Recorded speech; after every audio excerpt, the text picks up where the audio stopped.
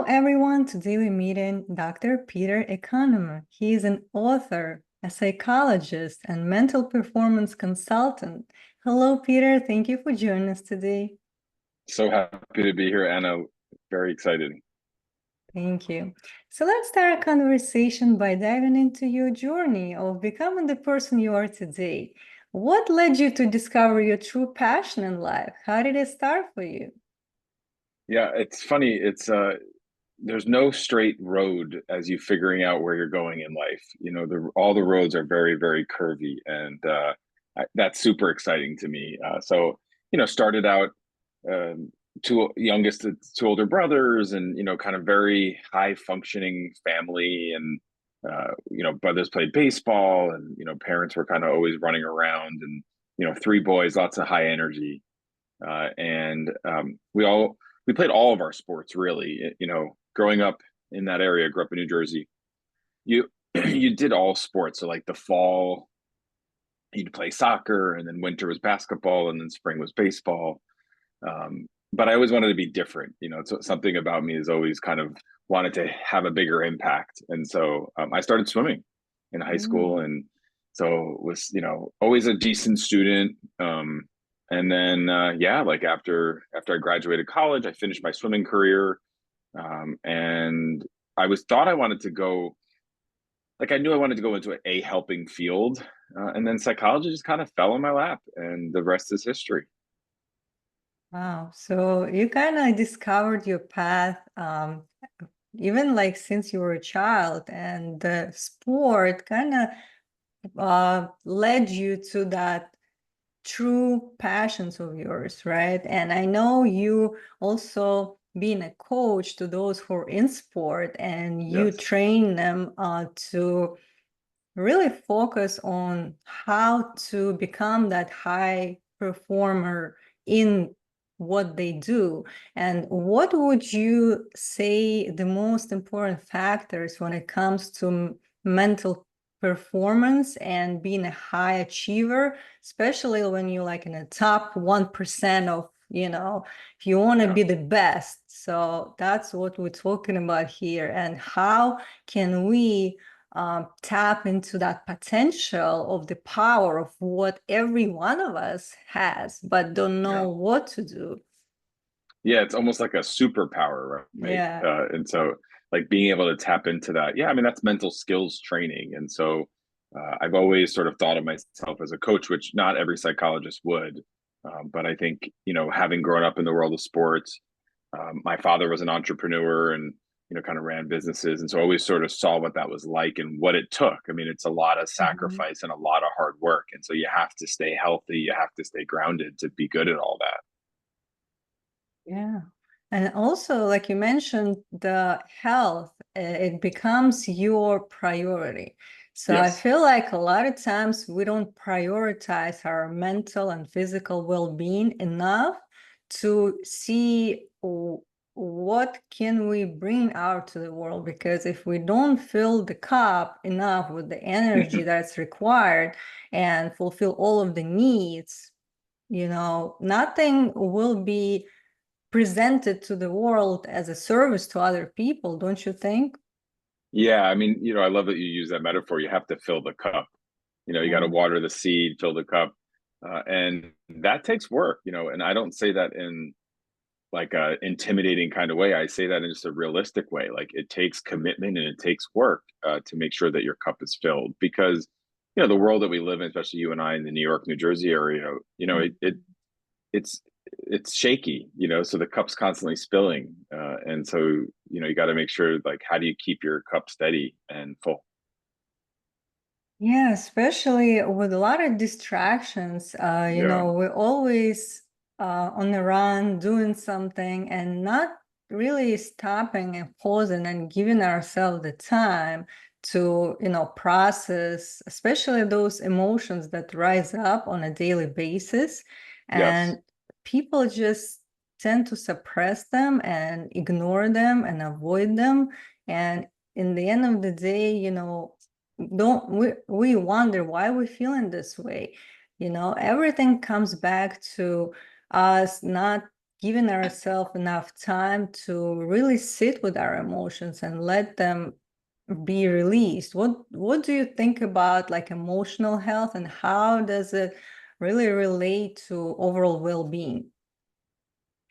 Yeah, well, you're asking a psychologist, so emotional health might be one of the more important ones. Being able to understand and have insight, I think is what I heard you saying. Yeah. Have to be able to have insight and awareness, around feelings, and if you're starting to feel burned out or if you're feeling irritable, like being able to articulate that is super important.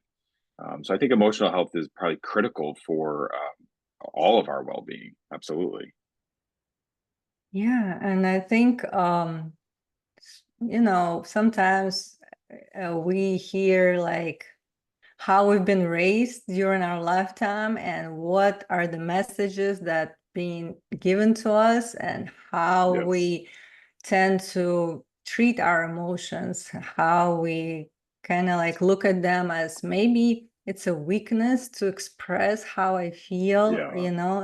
and we just kind of need to learn. I feel like it's important for us to learn how to treat ourselves the way uh, we require that, because it first comes from us. We have to show Yeah. ourselves this love and respect and self-care to nourish everything that is Yeah. within, right? So, because it's like the foundation, everything then reflects back into your like physical world, and then it's a ripple effect how you treat other people and relationship that you engaged in.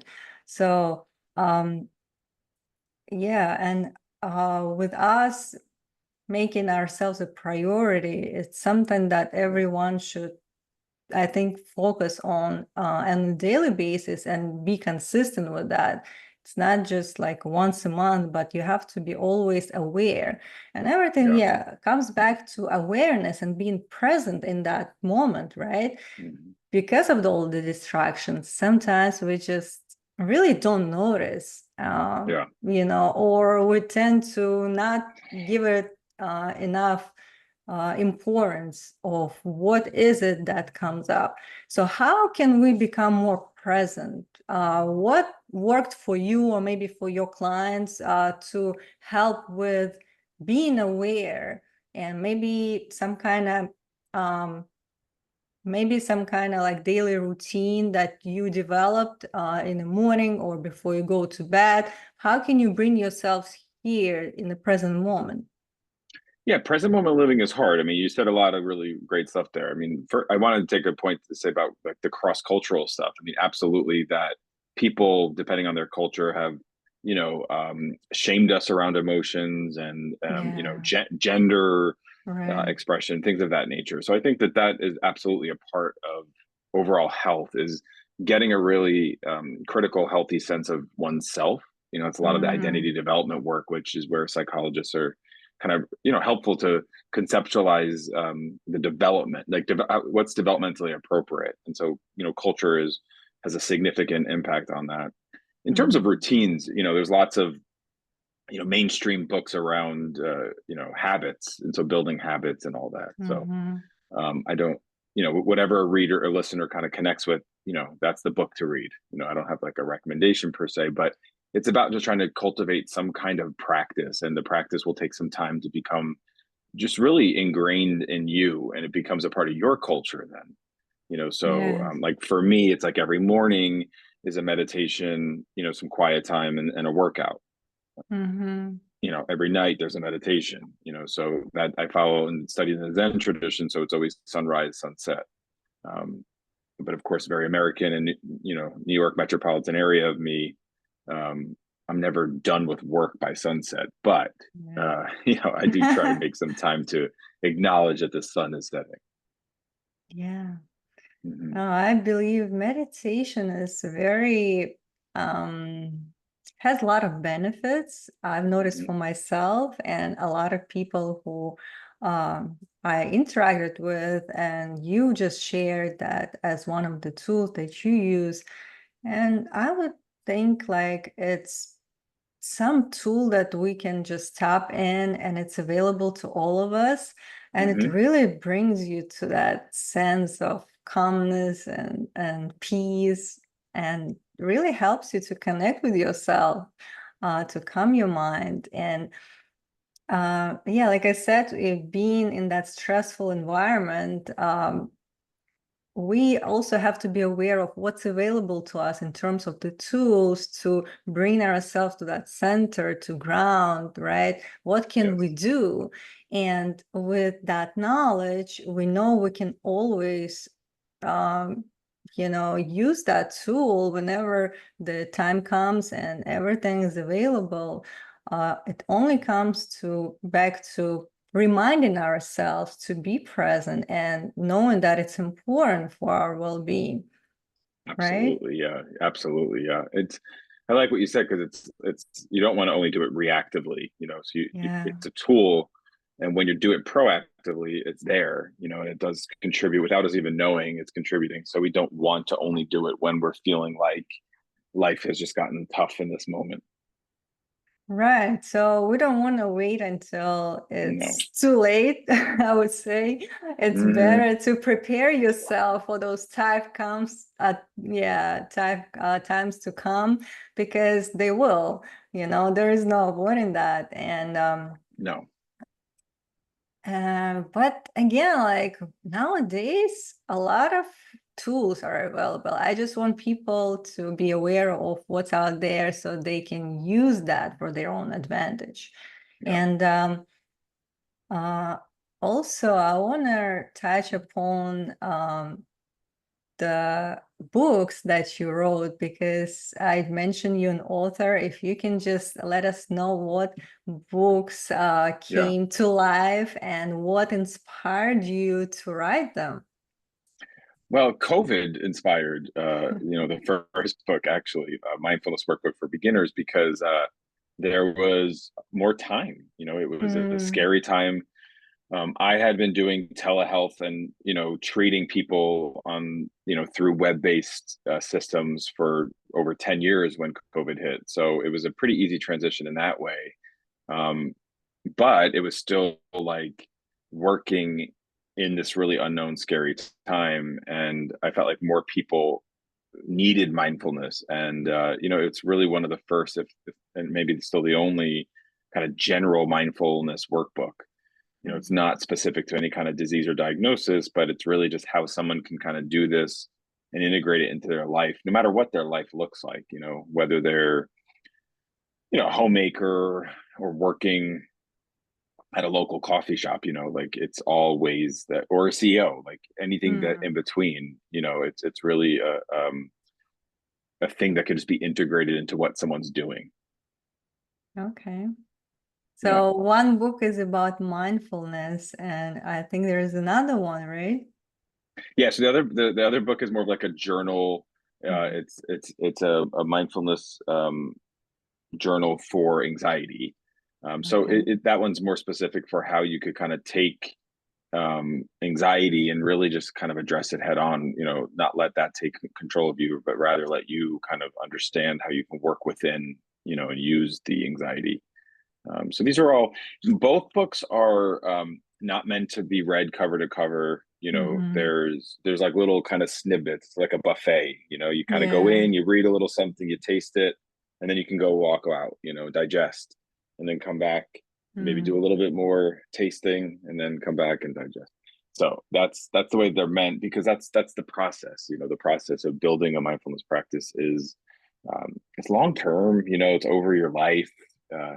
You never really arrive. I remember being at a silent retreat, and one Mm. of the taste shows was about like enlightenment, and it was like the first time I had heard that, like, um, there's really no such thing as enlightenment. Even though it's the fourth Mm. noble truth, and um, because like once someone's arrived or kind of believes that they're enlightened, then they've already lost it. And so Yeah. it's not this kind of Western idea of trying to achieve.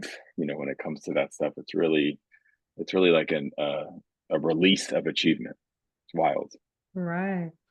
Yeah, enlightenment is something people chase. I feel Yes. like they see it as a goal to come to this realizational point where you feel like you achieved it. But yeah, like you Yeah. said, once you release that and you just in the process of, kind of like evolving, Yeah. and there is no end to it actually. It's No, like it's everlasting process of evolvement, it and you can is. just enjoy and like let go and be in it, right? Yeah. So Yeah, it's a different experience, it is. but I see how people can get fixated on, Oh, yeah. something that really like they feel like they don't have in their life,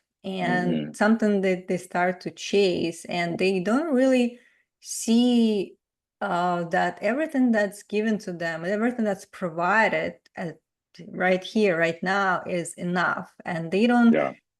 enjoy or feel grateful for that. I feel like the gratitude practice is something we also have to cultivate and really integrate in our life every Yes. single day, and remind ourselves that we have everything, and everything that we experience and people that we interact with, it's kind of like for our own benefit, for our own growth and evolvement, right? So, and we should Yeah. appreciate all of that, because the more we focus on the positive aspect, the more positive will come. Don't you think? Well, I think I can imagine a couple listeners feeling like, well, God, I wish it was that easy. I can imagine people saying, well, if I just think positive, then I'll feel positive. Gratitude is not only thankfulness for what's good in front of us. Yeah. Actually, it's important to make the intention of like gratitude of the bad. That's Mm-hmm. what comes out of a lot of research around vulnerability, where we say like we can't just choose, the brain can't choose what it wants to hold on to. Mm-hmm. And so I love that you said that, because gratitude is critical. I usually kind of couple that with some compassion, so that Yeah. when I'm in a moment of challenge, I want also to experience compassion. And it could be compassion for self or compassion for others. That's, we know that there's a lot of research to support that as well. A lot of compassion focused work can have a tremendous impact on one's well being. Mm-hmm. Yeah, compassion and vulnerability. I like how you mentioned that um we have to feel safe to share, right? To be open, to not Hmm. really be afraid of letting it out, like sharing either with your friends or maybe somebody that could hold that space for you, but really talking about how you feel, and Yes. um and that also builds a relationship with people when you are authentic, when you are Yeah. willing to share, when you open. So this is an important piece that really contributes to well-being as well. And yeah, not everything that happens in our life is positive or like rainbow and unicorns, right? No, But exactly. acknowledging that everything that happens to you is for your own benefit, no matter what, because Yeah. sometimes we don't see it in the moment, but Yeah. thinking back to that moment in the past, then you Hmm. realize, I know why it happened, right? But Yeah. when you're here and something is unexpected, let's say, enters your life, you can just still meet it with gratitude, even though Yes. it's not what you expected, but perhaps Absolutely. you don't know the bigger reason or purpose of it, right? Exactly. Yeah. Yeah. I mean, that's, well, and that not knowing, I think it also comes from meditation. You don't have to Yeah. know the purpose of something. You just do. You just are. I Yeah. had a mentor once that would say, just be. Just be. Mm. Um, it's hard. It's really hard. All right. Yeah, Hmm. because we're doers. We always want to be in control and know everything that comes and goes. Yeah, And it's hard to release control. It's hard to not know and be okay with not knowing and really like yes, let go of that control, knowing that something is taking care of all of that, right? Like you yeah. cannot name it, you just trust. You just trust the process. That's what we say a lot in the sports world. You just trust the process, and Yeah. you use the word control. It's a word that comes up a lot in my work with people because Mm. a lot of people struggle with that, and so I think I find it to be really like freeing and liberating to not have to be in control. Actually, Mhm. when you do that Yeah. work, you realize, oh, it's nice to just let go and just let be. Yeah, definitely. Because I think first we think when we know for sure, when we're in control, then we feel better. But Yeah, once you learn how to release that control and let go, you feel even much more better than you would without, with doing all of that before. Because then, like, it's impossible to know everything. It's impossible to control every single action that happens. It's just overwhelming, it's exhausting, and yeah, you have to come to the understanding that it's okay to not know. It's okay to release and relax into unknowingness of all yes, things and just be and just do your best, right? At this absolutely, moment, what can you do right now, or what you are really in control of inside of yourself, right? Not absolutely. outside, because all of those outside action happens with you not taking control of that. But Hmm. within yourself, what can you do to be at your best? And That's that's right. you should focus on. And that's all you can, right? And that's That's it. enough. And that should be enough for you. And I feel like we also have to kind of celebrate those wins, right? Even if it's a small win, but we have to show ourselves that we can do it, that this is something I should be proud of, and not um ignoring or like dismissing of what's been done so far, right? Yes. But really Yes. acknowledging them, bringing it to light and showing ourselves the evidence of what we did, what we can, and that builds the confidence over time, right? Yes. Yes. Absolutely. Yeah. Well said. Yeah, and also connected to sport, I believe any kind of sport, it's all mental. Even though we see it as like physical evidence of people performing, like right now I'm watching the Olympics. I'm so in Yeah. awe of what people can do, right? Yeah. It's just crazy. But every one of us, if we put this amount of work as that person did, and like everything comes into place, all of these factors, but what it's showing you is the evidence of a human performance, right? That Hmm. human being, just like you, did that. So that is possible. Sure. Absolutely. Yeah, and in every type of sport, I feel like we just need to know the strategy of how to achieve something, and everything comes in mental first in order to really be at your best in the physical. That's right. What are your thoughts on that? Yeah. I mean, it's all about like mental skills training, and it's understanding that I can't just envision a goal and I have a gold medal. I mean, it takes a Yeah, lot of work to get to that. But yeah. yeah, I mean, these are people that have sacrificed, years and years and years, and so it is very beautiful to watch it. So I'm also enjoying it. So I'm glad to hear that you're enjoying it too. Yeah, no, definitely. And I feel we all have our own skills, talents, abilities, everything that's unique to you, that we should really kind of like acknowledge for ourselves and let ourselves be creative, let ourselves have the outlet for that and express of who we are in our unique way. And that's something that is important for, like for the fulfillment in life. Because a lot of times I hear people not fulfilled, like working maybe for the job they don't like and all of Yeah. that.